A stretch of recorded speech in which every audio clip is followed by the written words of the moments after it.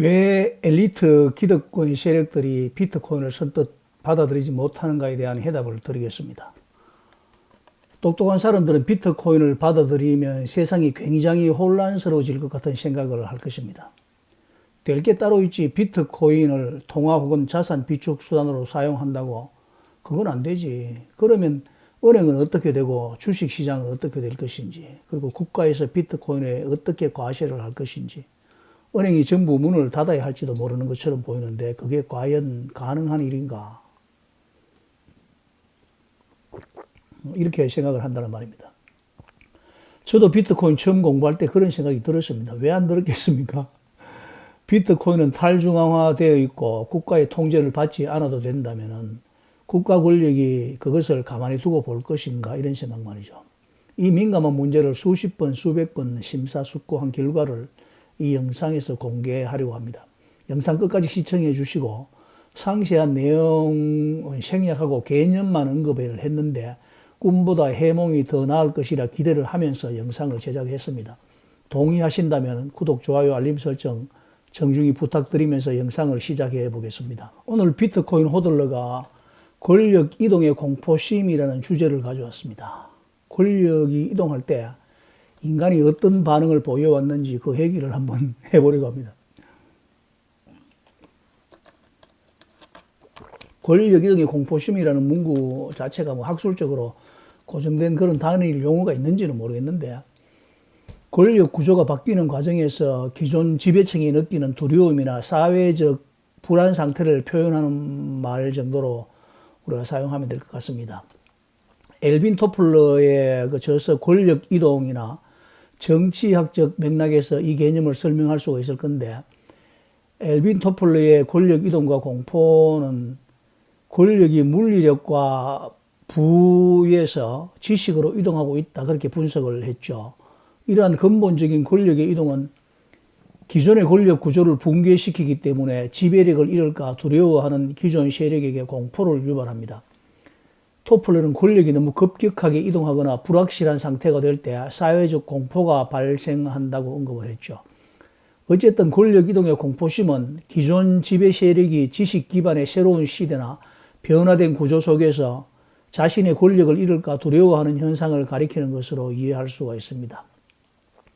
권력이 이동하면 가장 먼저 나오는 건 공포입니다. 공포. 역사를 가만히 살펴보면 아주 분명한 패턴이 하나 있습니다. 권력이 이동할 때마다 반드시 기존 질서는 위험하다고 외칩니다.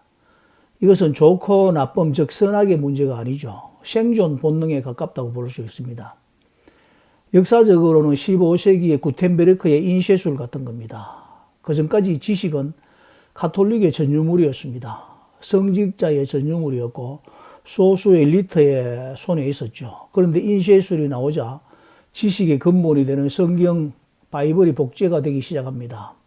사람들이 직접 읽고 생각하기 시작을 합니다. 기존 권력은 이렇게 반응을 했죠. 저렇게 되면 이단 사상이 퍼질 것인데, 질서가 무너질 건데, 평민이 성경을 읽으면 위험할 텐데, 위험하죠. 자신들이 볼 때는 위험한 겁니다. 그런데 결과는 어떻게 됐습니까? 지금 다시 성경을 봉인할 수가 있습니까? 권력을 되돌릴 수가 있습니까? 권력은 이동하게 되어 있습니다. 그 다음 프랑스 혁명을 우리가 한번 살펴볼 필요가 있습니다. 왕권과 귀족 중심 질서에서 주권이 시민으로 이동하려는 순간입니다. 기존 권력의 반응은 늘 같습니다. 실제로 민중은 통치할 능력이 없다. 그리고 폭력과 혼란만 남을 것이다. 이렇게 되면 나라가 망한다. 실제로 혼란도 있었고 피도 흘렸습니다. 하지만 권력의 방향은 되돌아가지 않았습니다. 20세기 말에 인터넷이 등장을 합니다. 정보의 권력이 신문사, 방송국, 국가에서 개인으로 이동하기 시작합니다. 그래서 이런 말이 나왔습니다. 인터넷이라는 것이 나오면 가짜 뉴스가 판을 칠 것이다. 아무나 말하기 시작하면 사회가 무너질 것이다. 저것은 통제가 필요하다. 그런데 문제는 사실 인터넷이 아니라 권력이 빠져나간다는 사실에 있었던 것입니다. 권력 이동의 공포심에서 나오는 말이라고 봐야 됩니다. 비트코인이 금융의 중심으로 들어오는 순간 국가는 그 권력 이동을 순순히 받아들이겠습니까? 결론부터 말씀드리면 역사적으로 국가는 단 한 번도 권력이 이동하는 순간을 순순히 받아들인 적이 없습니다.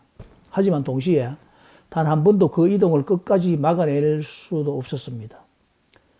국가는 공포를 느낄 때 가장 강하게 반응을 하는데 국가가 두려워하는 것은 가격 변동이나 기술이 아닙니다. 통제의 전제가 무너진다는 것입니다. 누가 정보를 통제하는가? 누가 화폐를 발행하는가? 누가 질서를 설계하는가? 이 질문에 대한 답이 바뀌는 순간 국가는 항상 같은 반응을 보였습니다. 저것은 위험하다. 질서가 깨지고 무너진다. 규제가 필요하다. 한 20년, 30년 전에만 생각하더라도 우리나라의 지도에 대해서 한번 생각해 볼 필요가 있는데 지도의 보안이 굉장히 철저하던 시절이 있었습니다. 몇십 년 전만 해도 우리나라를 포함한 대부분의 국가는 지도에 대해서 굉장히 민감하게 통제를 했죠. 지도를 통제하면 국가 안보를 통제할 수 있었다고 그렇게 믿었던 시대입니다. 그래서 군부대는 지도에서 지워졌고 주요 시설은 흐려졌고 접근 자체가 금지됐습니다. 한국은 안보상의 이유로 5,000분의 1 축적의 고정밀 지도 데이터의 해외 반출을 엄격히 제한을 했습니다. 그런데 이렇게 지도의 보안을 깨버린 빅테크 기업이 나타났죠. 바로 구글입니다. 구글은 예전에는 상상조차 못할 장면을 서슴없이 보여주지 않습니까? 원자력 발전소라든가 군부대, 청와대, 심지어 백악관, 해군 기지를 구글 맵으로 보면은 정박해 있는 잠수함이 마치 고래가 물 위에 떠 있는 것처럼 보입니다. 저는 이걸 보면 참 궁금하게 생각했습니다. 어떻게 국가의 보안에 대한 문제를 해결했기에 구글 맵은 이런 지도를 인터넷에 올릴 수가 있는가 궁금하게 생각했는데 구글은 국가의 보안을 정면으로 공격을 하지 않았습니다. 그리고 법을 어기지도 않았습니다. 구글이 한 일은 단지 지도를 만든 것이 아니라 우주에서 사진을 찍었을 뿐입니다. 이건 국가 지도가 아니다.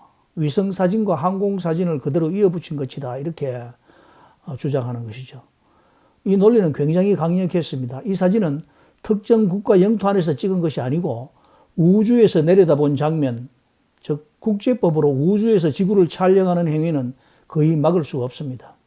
우리가 달을 찍듯이 별자리를 찍듯이 우주에서 지구를 찍는데 누가 뭐라고 하겠습니까? 그 순간에 국가의 보안 논리는 무너질 수밖에 없습니다. 그것은 숨겨야 할 대상이 아니라 이미 보이는 대상이 되어버린 것입니다. 구글이 무력화한 것은 규제가 아닙니다. 여기서 가장 중요한 문장이 나오는데 구글은 규제를 어긴 것이 없습니다. 규제가 성립받은 시대의 가정을 끝냈을 뿐입니다. 지도는 국가가 만드는 것이 맞습니다. 정보는 허락을 받아야 되죠. 그런데 이 과정이 기술 앞에서 의미를 잃는 순간입니다. 그래서 국가는 이렇게 방향을 틉니다. 완전 차단하는 것은 안 되지만은 해상도를 좀 조절해라. 일부 흐림 처리를 좀 해라. 이렇게 통제하는 관리로 구글도 그것까지 넣고 그러지 않고 충분히 양보를 해서 해결하는 방법이 있겠죠. 이제 이런 시선으로 우리가 비트코인을 봐야 됩니다. 비트코인을 둘러싼 국가의 태도는 놀라울 정도로 똑같습니다. 지도를 통제하는 것과 같은 그런 맥락으로 보면 됩니다. 비트코인은 위험한 거다. 통제가 불가능하다. 그리고 금융 질서를 해친다. 그렇게 말할 수가 있죠. 비트코인은 마치 구글과 똑같은 자리에 서 있습니다. 비트코인은 금융 상품이 아니라 관점의 변화입니다. 비트코인은 은행을 공격하지 않습니다. 국가를 부정하지도 않습니다. 비트코인이 던지는 질문은 이것입니다. 화폐는 국가에서 허락해야만 존재할 수 있는가? 이 질문이 기존 금융 질서의 전제를 흔들고 있습니다. 발행 주체가 없고 국경을 가리지 않고 누구의 허락도 필요하지 않습니다. 숨길 수 없고 멈출 수 없고 되돌릴 수 없는 구조입니다. 그래서 국가는 이제 다시 이런 선택을 해야 될 것입니다. 전면 금지를 할 것이냐, 우회 탈출을 해야 될 것이냐, 저걸 무시해야 될 것이냐. 물론 비트코인의 과세 문제를 생각하면은 저걸 어떻게 해결해야 되지 않을까 그런 필요가 있다고 생각했는데 근데 이것도 생각하기 나름인 것 같습니다. 한국은 지금까지 주식으로 수익을 올리는 데 있어서 세금을 부과하지 않았거든요. 미국은 주식 거래에 과세를 했지만 한국은 과세를 하지 않았습니다. 비트코인도 마찬가지로 그렇게 해도 큰 문제가 없습니다. 그러면 이렇게 말하겠죠. 야, 세금을 걷어야지. 세금 안 걷고 국가를 운영할 수 있느냐 이렇게 말할 수 있는데 세금은 다른 방법이 있습니다. 우리가 1970년과 70년 당시에 부가가치세라는 것을 만들지 않았습니까? 그전에는 부가가치세 같은 게 없었거든요. 그런데 부가가치세가 생겨나서 모든 거래에 10%의 세금을 이제 부과를 하게 되는 것인데, 일본은 소비세 개념으로 세금을 징수하고 있습니다. 우리도 그렇게 세금 제도를 획기적으로 바꾸면은 비트코인에 특별히 과세를 하지 않아도 모든 거래에 있어서 세금을 다 징수를 하게 되면은 그 세금을 납부하고 나서 국민들이 가지고 있는 자산, 그 자산으로 비트코인을 투자를 하든 주식 투자를 하든 그렇게 투자해서 투자 수익을 올리는 것 정도는 세금을 징수하지 않아도 큰 문제가 되지 않지 않나 이런 생각을 하거든요. 그래서 비트코인 세금 문제도 다 그렇게 해결할 수 있는 길이 있다고 봅니다. 자, 비트코인은 혁명처럼 하루아침에 중심이 되지는 않을 것입니다. 지도처럼 인터넷처럼 처음엔 위험하다고 그렇게 생각을 했을 것이고, 그러나 결국은 없으면 불편한 인프라가 될 것입니다. 결국 이것은 질서의 재배치라고 볼 수 있고 권력의 이동이라고 볼 수도 있습니다. 권력이 이동하는 순간을 결코 국가는 환영하지 않습니다. 하지만 역사는 늘 이렇게 기록되어 왔습니다. 권력이 이동한 뒤에 국가는 그 위에서 다시 질서를 만든다. 구글이 지도를 바꿨고 인터넷이 정보를 바꿨습니다. 비트코인도 금융의 중심을 바꾸는 중일지도 모르겠습니다.